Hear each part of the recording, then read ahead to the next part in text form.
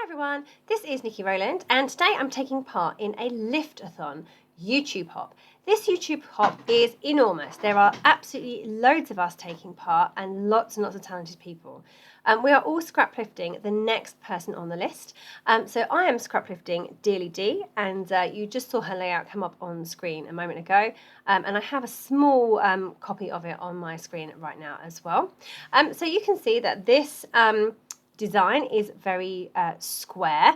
The layout I'm lifting has pattern paper background with a pattern paper middle square, although I'm going to go for white cardstock in the middle on that part. Her one is much lighter in the middle, so I think that works. I'm going to stick really quite closely with the original design, the DearlyDee has kind of like a woodland theme going on. Well, I've chosen a photo that is not quite woodland, but almost. We're outside, it's not hugely warm, and my two boys are sitting at a little mushroom or toadstool table and chairs. Very, very cute. I'm using Maggie Holmes Garden Party that I got from Lottie Loves Paper. I have gone for that beautiful pink gingham or check background as my background paper. And you saw that I cut a small section out of the middle. So I worked out where my white square was going to go, drew around it, and then cut out that middle section. And that's because there are beautiful kind of monochrome leaves and flowers on the other side, and I just couldn't bear to waste that paper.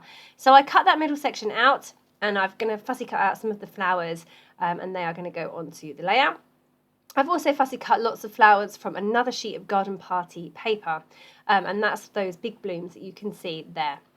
So now I'm just going through the ephemera and just trying to work out where everything's going to sit on the layout, really. I know I have the original to copy, but I like to make scrap lifts my own.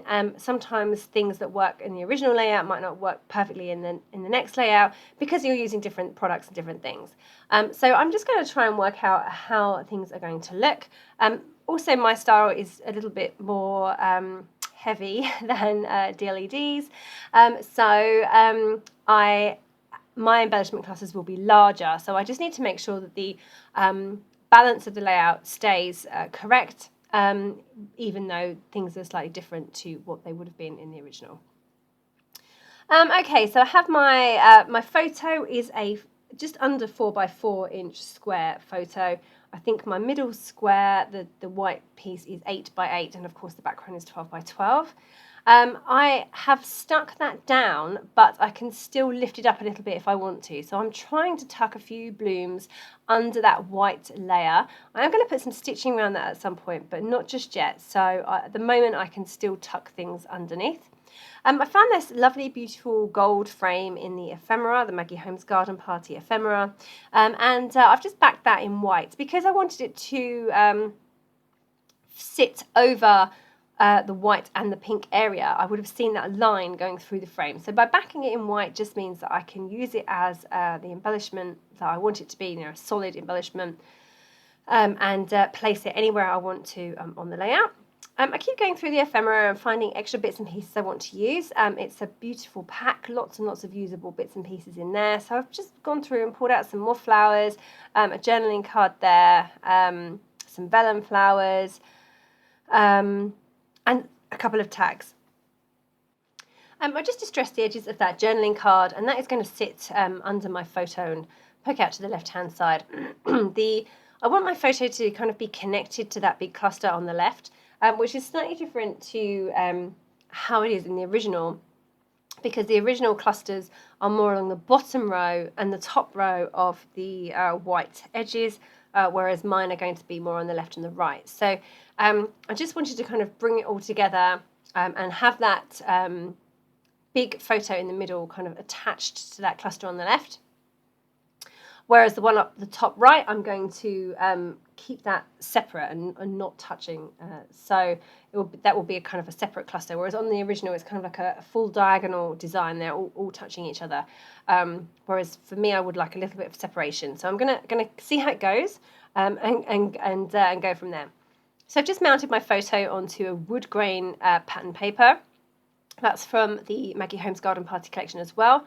Beautiful stripes on one side and woodgrain on the other, so a bit torn as to which to use. Generally, I would probably use the stripes, but the woodgrain seemed to work well for this layout. I wanted a bit of that colour in here, so that works well.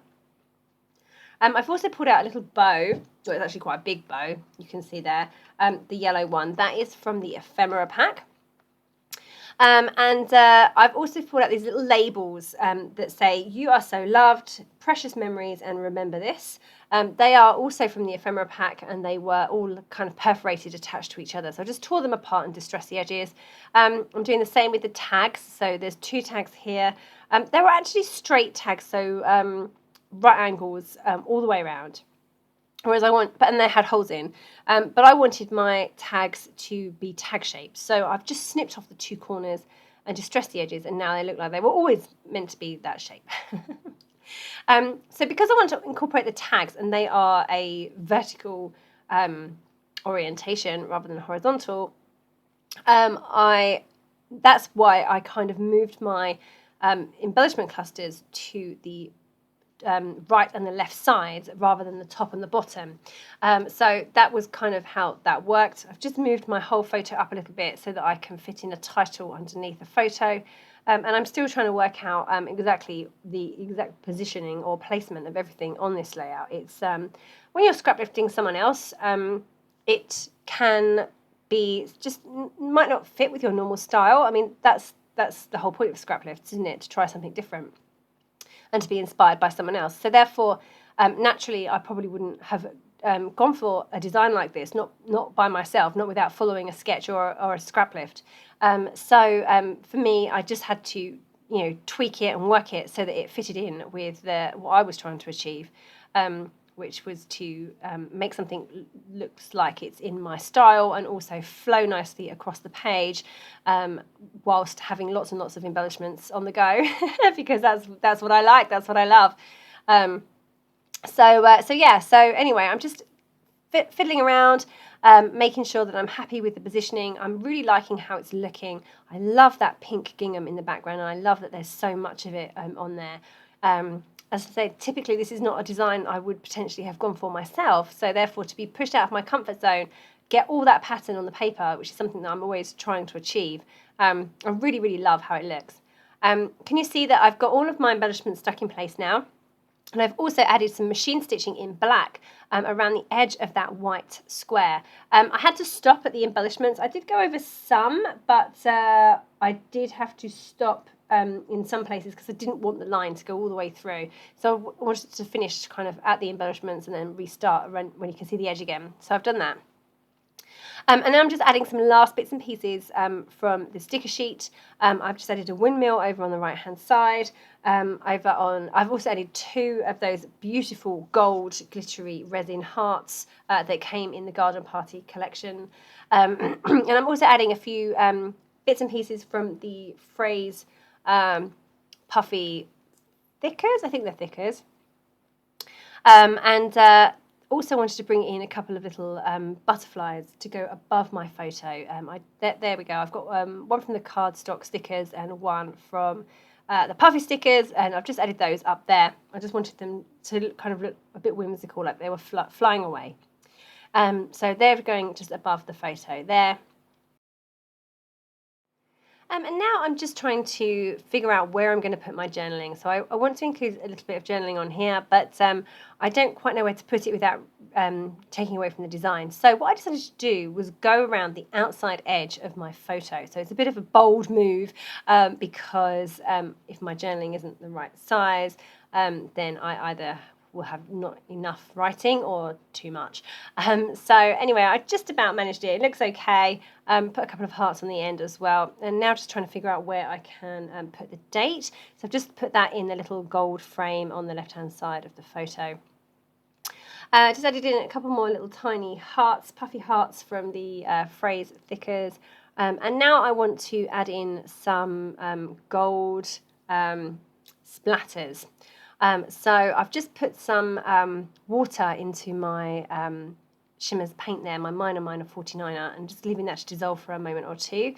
And I'm going to add some extra chipboard pieces as well. I'd totally covered up the chipboard sheet when I was making this layout. I got all the embellishments out, but managed to cover up the chipboard with some papers. And then when I was just like having a little tidy up, I found it. I was like, oh no, I've forgotten to use it. So I just popped in a couple of little flowers there for in the bottom cluster. So I'm now going to add a few sequins before I do my splatters, and I'm using the Spring Fling sequins by Spiegelmum Scraps. They look like they were designed for this garden party collection, even though I'm sure they were from last year. And they're really beautiful. They've got lots of different colours in and some little hexagons as well, and other things. So yeah, really pretty collection. So I've just sprinkled a few of those into each cluster. I've also added some twiddles of gold thread into each cluster as well. I've sprinkled on the sequins and I'm just getting those stuck down now using glossy accents and a paper piercing tool. Just move the sequin out of the way, put some glue down, and then move the sequin back into position. So that's how I do that. So just getting all of those stuck down. There were lots of little tiny bits in this sequin collection, so just taking me a bit longer than normal to get everything stuck down. Shake test, and there was a few loose, so I've just shaken those off. You can see that they're really tiny iridescent stars. They're ever so small. So just a few more of those got stuck on as well.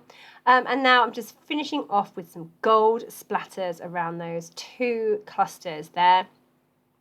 And that is me done. So thank you so very much for joining me today. Today is my turn on the hop. The hop is slightly untraditional in the fact that we have a new video every day rather than all of them in one go.